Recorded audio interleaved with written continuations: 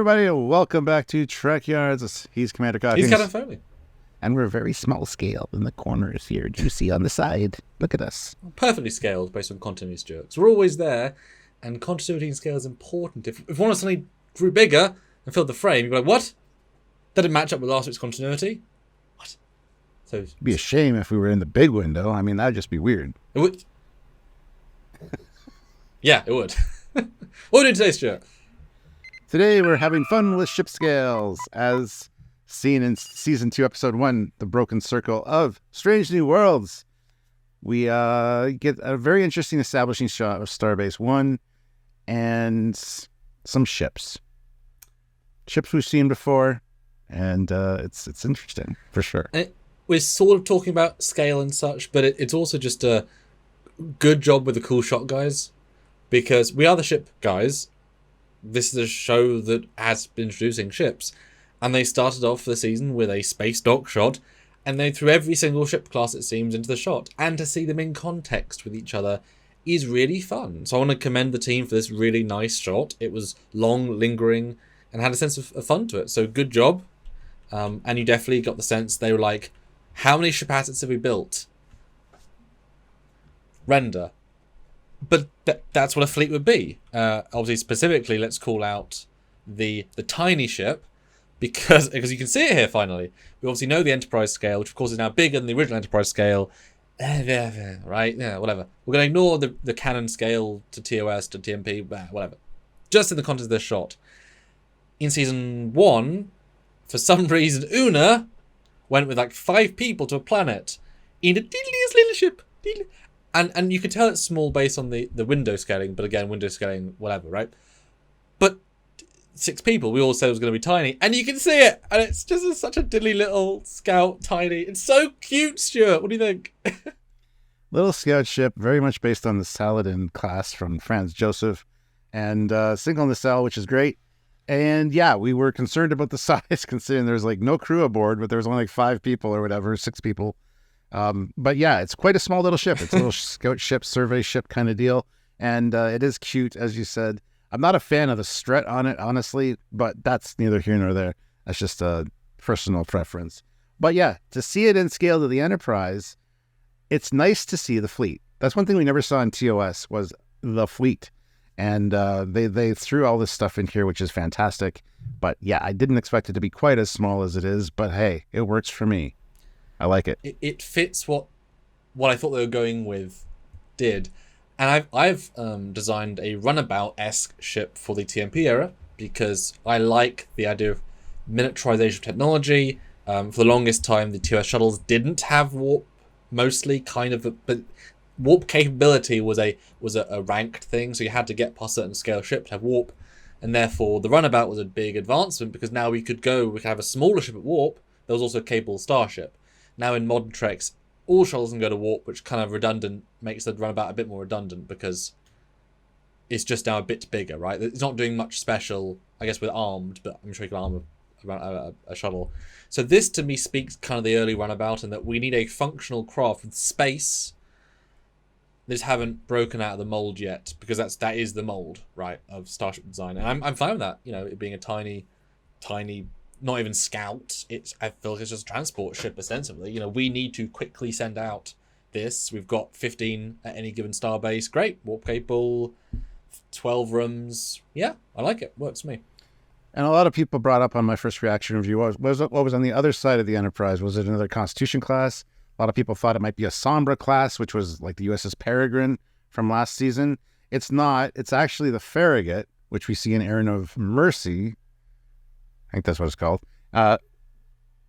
Balance of, I don't know. Anyway, the last episode from last season, that's the actual ship there. So basically, as Samuel said, all the ships that they've created, they put into this shot, including some drone ships as well that are working on the Enterprise. It seems like almost like work bees, but we're not. So if you go to shot ends of 119, you can very clearly see a top view on the right hand of the frame, and that is just the Section 31 drone ship from Discovery Season 2. So that is the secret Section 31 unmanned drone, which again is an asset the team just has.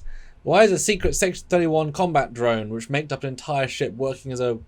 Because you can see it flying around the Enterprise, clearly a repair drone. What? Yeah. Anyway, moving on. It was the kitchen sink of shots, right? What do we have? Because it doesn't fit. It is cool that they include. It is cool that they included the Farragut though as well. You can't really see it that well, but from the front you can see like the saucer at least.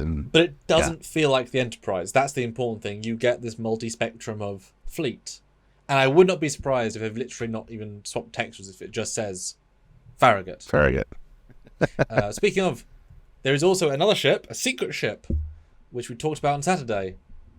Except in this, it's been flipped upside down. Do you know how you can tell, Stuart, they flipped the ship upside down?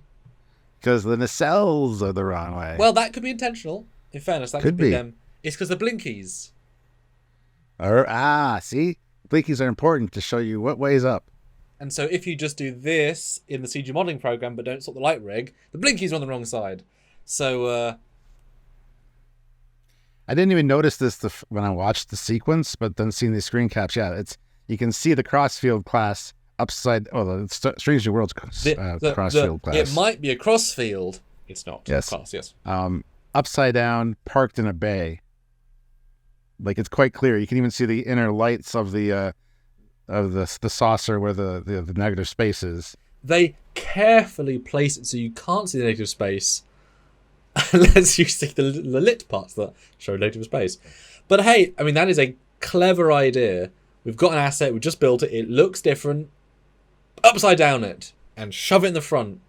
And there we go, fleet.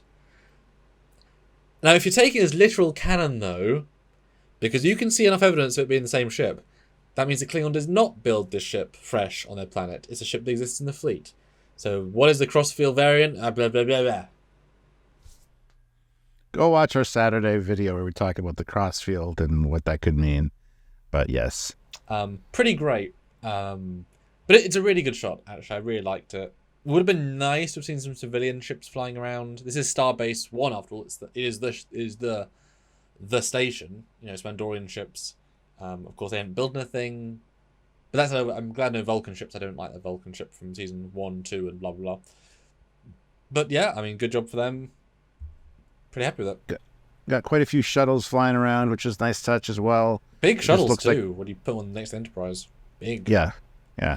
Just looks like a big, busy starbase doing its thing. And I love that it's, the ship is there for upgrades and, they keep doing that, which is awesome. So hopefully eventually we'll get a straight strutted Enterprise. It is the canon, Stuart. It is, yes. It's not really very debatable, dear me. But yeah, good job, guys. Just a bit of fun there.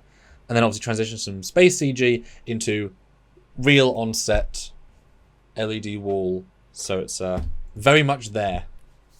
Well, one thing I wanted to point out is when they released the docking clamps, those two oval things on the side of the saucer or the secondary hull kind of bother me because I've never seen them before where the docking clamps attached. And also when the docking clamps detach, you notice the one like clanks against the hull. Like it detaches and then clanks against the hull on its pullback. And I guess they're implying that they're in a hurry to get it away from the station. Well, it's going to explode, maybe. Reach. Yeah. So I don't know. That kind of bothered me, and I hate that those details weren't on the side of the secondary hull prior to this. Well, this was small a little thing, refit. So they've added giant tubules. Perfect.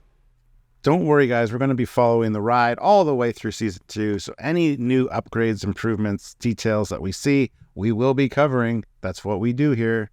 And so make sure that you're subscribed to the channel so you don't miss any of that stuff. Please like this video and comment on anything that we talked about, whether you notice the upside down crossfield, whether you notice the scaling issues. By all means, they're not issues, but if you notice the scaling, let us know in the comment section down below. And please join us for lives where we have these discussions and many more. And even if you don't like us, but like the shot, click like. Just saying. Or buy a shirt if you want to look real snazzy with us on your chest. Or socks. We're quite varied in where we can be. Have socks. I think it's true. Or Patreon monthly. Join the channel monthly. Either any of these supports do go a long way in helping us do what we do all the damn time. Do those detailed breakdowns that, we want to see. So we just make them. And you guys enjoy. So support us if you can. Or super thanksing on our videos. It's a super chat. But at any point on any video, or super chat on any video. If you see us live, click in, throw in $5 and have your say. We appreciate it. We thank you for it. And thanks in advance. That's right. So until next time, he is the very scaled properly Commander Cockings. And he is a little bit too big around the midsection. Captain Foley. It's fine. The Defiant change of scale will let you... You'll fit in the same frame, Stuart. Just... Perfect. And you've also got a nose that can fire either be a nuke or a docking bay. Both. Somehow. And a deflector. There's a little docking bay in the deflector. It's like, okay. See you next time, guys! Bye. Everybody.